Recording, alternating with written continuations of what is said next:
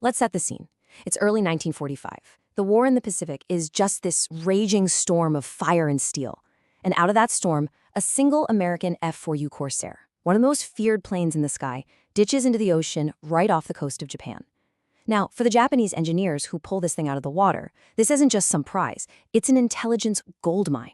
You gotta understand, for 3 long years, their pilots have been fighting a ghost, a machine they only knew from the flash of its guns and its terrifying ability to just soak up damage. They'd never had a chance to really look under the hood, to understand what made their enemy tick. And what they found, well, it wasn't just a better airplane. It was the blueprint of their own defeat. It's a really interesting question when you stop and think about it, right? I mean, a machine is just metal, wires, fuel. But it's also so much more. It's a physical snapshot of a nation's entire way of thinking. It shows you everything: their industrial power, their scientific brain power, even their deepest beliefs about how to solve a problem. And this Corsair, dripping with cold Pacific seawater, it held secrets that were about to force a very painful, very humbling moment of truth. I want you to just imagine the mood in Japan at this moment. The war is spiraling out of their control. American B-29s are starting to systematically burn their cities to the ground. The Imperial Navy, which was once the absolute pride of the Pacific, is basically shattered. Resources are stretched to the breaking point and morale is fragile, to say the least. And into this desperate situation lands this almost perfectly intact piece of the enemy's best tech. For the experts at the Yokosuka Naval Air Technical Arsenal, this was a massive opportunity. They weren't just looking at a plane, they were looking at the very weapon that was beating them, and they had to figure out why. So the work began. Over at Yokosuka, Japan's absolute best engineers started the incredibly careful process of deconstruction. And this was way more than just reverse engineering. It was like performing an autopsy. They took photos of everything, measured every bolt, documented every single part. They were literally peeling back the layers of this legend, trying to understand what made it so formidable. Right off the bat, the first thing that just grabs their attention is that iconic, unmistakable inverted gull wing. Now, the Japanese designers, they get it. They immediately understand the aerodynamic genius. That unique bend in the wing lets you fit a massive 13-foot propeller without needing crazy long, weak landing gear. But, and this is a big but, they also immediately recognized how insanely difficult it would be to manufacture. To create those complex curves, to maintain those exact angles, it would require a level of tooling and quality control that was already, frankly, beyond what most of their own factories could pull off reliably. But then they find something that just makes them scratch their heads. On this advanced, high-performance, all-metal monster of a fighter, large sections of the outer wings were covered in fabric. Yeah, you heard that right, fabric. The ailerons, the elevators, the rudder, all covered in cloth. In an era where all metal was the gold standard for a modern fighter, this just seemed primitive, like a step backward. And that was their first thought. Could this be it? A flaw, a corner they cut that exposed a weakness in American production.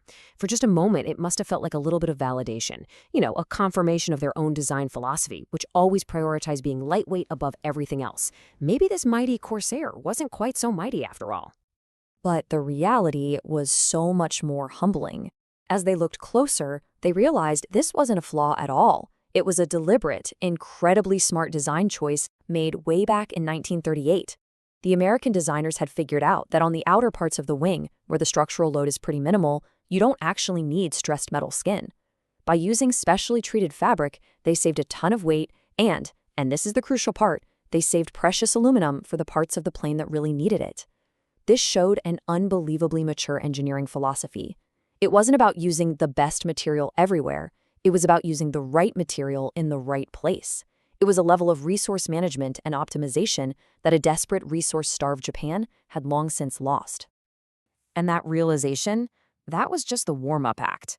As they dug deeper into the Corsair's structure, the clever design choices gave way to a stark, unavoidable truth about raw industrial power.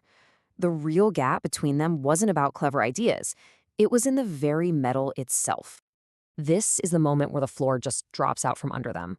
When they take the wing apart, they find the main spar. That's the structural backbone that holds the entire wing together and carries all the flight loads. It wasn't built up from little pieces riveted together the way their own planes were. Nope. It was a single, massive piece of forged aluminum alloy. The official Japanese technical report described it with this kind of stunned awe as a massive forging of exceptional quality. That one component told them everything they needed to know. It spoke of giant hydraulic presses they didn't have, advanced metallurgy they hadn't perfected, and an industrial capacity to churn out huge, complex, perfect parts on a scale that was just unimaginable. And this right here, this really lays bare the chasm that had opened up between them. On one side, you have the American approach. Huge, single-piece parts made from consistently high-quality metals, with tight quality control so that every single part is virtually identical. This is what let them build planes with heavy armor and massive engines. And then you look at the Japanese reality in 1945, building complex things out of lots of small parts, because they simply couldn't forge the big ones. They were forced to use substitute materials that were getting worse and worse as resources ran out. A shortage of skilled workers meant huge variations from one plane to the next. They had to choose maneuverability over armor because they just didn't have the engines to lift a heavier plane. This wasn't just a comparison of two fighters, it was a comparison of two completely different industrial worlds. I want you to really stop and think about this for a second. Try to put yourself in the shoes of one of those engineers at Yokosuka. You're a patriot, you're brilliant. You've dedicated your entire life to building the best war machines for your country. And then you were confronted with this one piece of metal, this wing spar. And in that single moment, you realized the game was over before it even really began. You realized that no amount of fighting spirit from your pilots can make up for a gap this huge. The war wasn't being lost by your soldiers, it was being lost by factories thousands and thousands of miles away. So if the airframe was a shock to the system, the heart of the machine, the engine, was a complete and total revelation. When the engineers moved from the structure to the power plant, any tiny glimmer of hope they might have had about catching up just evaporated. This was the beast that powered the Corsair, the Pratt & Whitney R2800 Double Wasp. We're talking about an 18-cylinder, two-row radial engine that pumped out over 2,000 horsepower. That's nearly double the power of most of their own fighters at the time. This engine was the reason for everything. It's why the Corsair could be so big, so fast, so heavily armed, and so well armored. It was the key that unlocked it all. And when they took it apart, the engineering they found was, and I'm quoting them here, almost incomprehensible. The machine tolerances were measured in thousandths of an inch. The finish on the pistons and crankshaft was absolutely flawless. It had this complex two-stage supercharger that let the engine keep its power at high altitudes, right where Japanese fighters started to struggle. And that supercharger was a piece of tech their own engineers had tried and failed to develop because they just couldn't manufacture the parts precisely enough. But maybe the most soul-crushing discovery was its reliability. American engines could be counted on to produce their rated horsepower for hundreds of hours.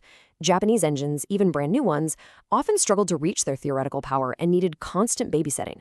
So the American engine wasn't just more powerful, it was more reliable, more consistent. It was just a superior piece of machinery in every single way you could measure. So what does all this technological dominance actually look like in the real world? Well, the numbers tell a pretty brutal story. During World War II, pilots flying the F4U Corsair shot down 2,140 Japanese aircraft. And during that same time in air-to-air combat, how many Corsairs were shot down by enemy planes? Just 189. That works out to an 11-to-1 kill ratio. For every single Corsair they lost, they destroyed 11 Japanese planes. That staggering number isn't just about pilot skill. It is a direct reflection of what those engineers were seeing on that workshop floor in Yokosuka. It's the physical result of better metals, more powerful engines, tougher armor, and overwhelming firepower. The battle was won right there, in the factory. The war would end just a few short months after this whole examination took place, but the story of the Corsair was far from over. Its real legacy wasn't just what it did during the war, but the deep, profound lesson it taught on that workshop floor. The Corsair was so well designed and so well built that its service life was just astonishing. It went on to fight with distinction in the Korean War, turning out to be an amazing ground attack plane, even as jets were taking over the skies. Other countries were still flying it well into the 1960s. And get this, its final combat mission was in 1969. That's almost 30 years after its very first flight. That kind of longevity is a direct testament to the quality those Japanese engineers saw with their own eyes. But the Corsair's true legacy, the part of this story that really echoes down to us today, it wasn't about its combat record. The most important lesson had nothing to do with dogfighting tactics or kill ratios. It was that quiet, humbling lesson learned by a group of engineers as they stared at a machine they knew deep down they simply could not build. Think about what they saw, an absolute obsession with quality control, the incredible power that comes from precision manufacturing. a design that had been continuously improved and refined for years.